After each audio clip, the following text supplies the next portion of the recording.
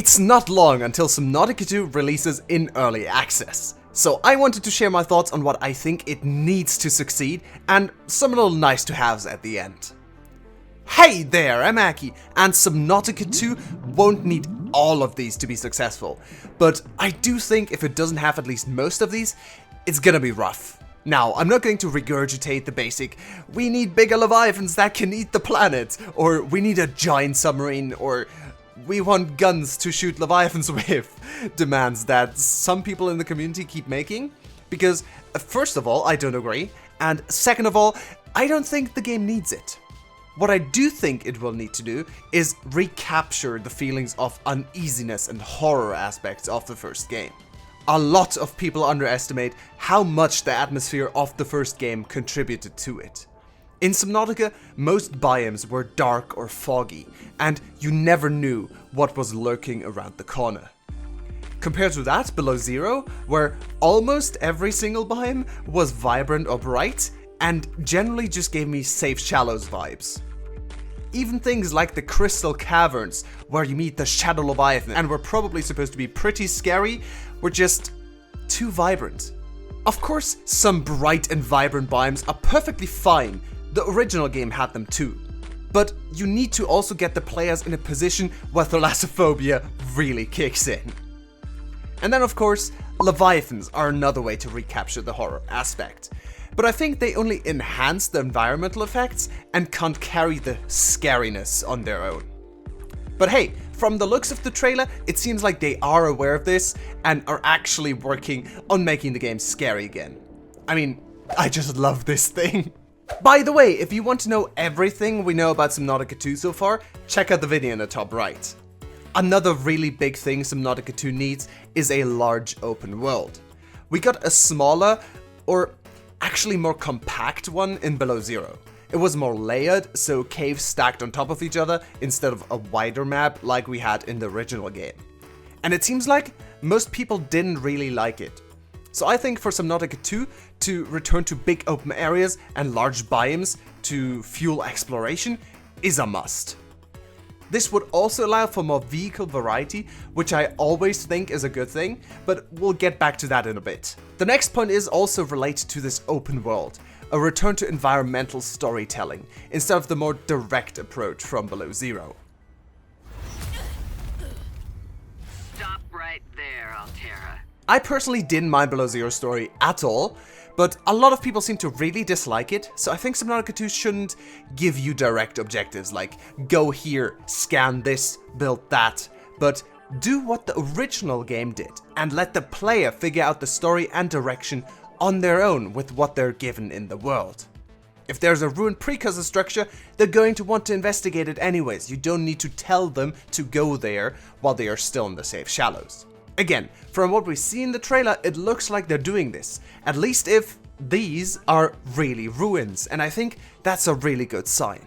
Another thing they seem to already be doing is absolutely necessary, and those are refreshing and new game mechanics. This doesn't need to be anything specific, but we do need something new to build on top of what Subnautica 1 offered. For example, currents, like we see them in the trailer, would be a great addition, making exploration more interesting and more dangerous, but also helping you get around the map more easily. The genetic system they're teasing could also be a huge selling point for the new game.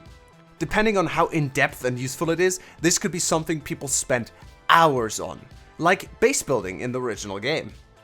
Personally, I'm absolutely down for an in-depth DNA analyzing and mixing system to get various effects, and maybe even change your character appearance and get new abilities.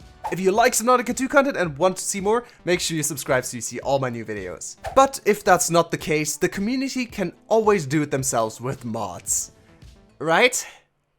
Well, only if we get actual modding support. The original game has a super talented and dedicated modding scene, but even minor changes take a pretty big effort since there's no modding support whatsoever. Even just adding a new base piece was considered practically impossible for years until we did it for Call of the Void, but you'll hear more about that in the next devlog. But yeah, most of modding in Subnautica 1 is essentially just trial and error, so if Subnautica 2 added official modding support, it would make things a ton easier for the community to add more exciting things and potentially keep the game growing for years. In my opinion, mods and community content are the main thing keeping single-player games or co-op games alive far beyond their usual lifespan, and that would be great for Subnautica 2. I mean, even without modding support, I think Subnautica is only alive because of the community content at this point. Sponsor jump scare! Until Friday the 28th, you can get 21% off gamer subs using the link in the description or the code AKI at checkout. After that, you will still get 10% off. All the money also goes to the Call of the Void developers, so if you want to support us, this is one of the best ways. Of course, multiplayer also keeps games alive. We don't know what exactly the multiplayer in Subnautica 2 will be like yet, but we do know it will be up to 4-person co-op. Lots of people want to apparently play the story with their friends, which wasn't something I'd even thought about, but I do think multiplayer also needs some other appeal after you complete the story. I think Subnautica 2 multiplayer needs multiplayer missions or goals you can work towards with your friends.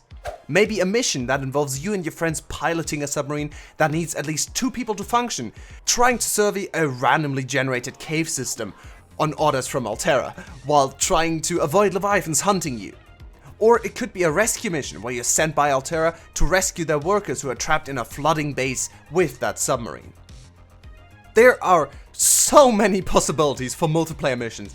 It would basically give the game infinite replayability, and I think this is one of the biggest things they should add, and I do think it would be one of the healthiest things they could do for the game. Now, this next point isn't a what Subnautica 2 needs, it's a what it shouldn't do. A few months ago, the community had a scare where Kraken, the company that bought Unknown Worlds, released a document or roadmap or something that mentioned games as a service elements for Subnautica 2.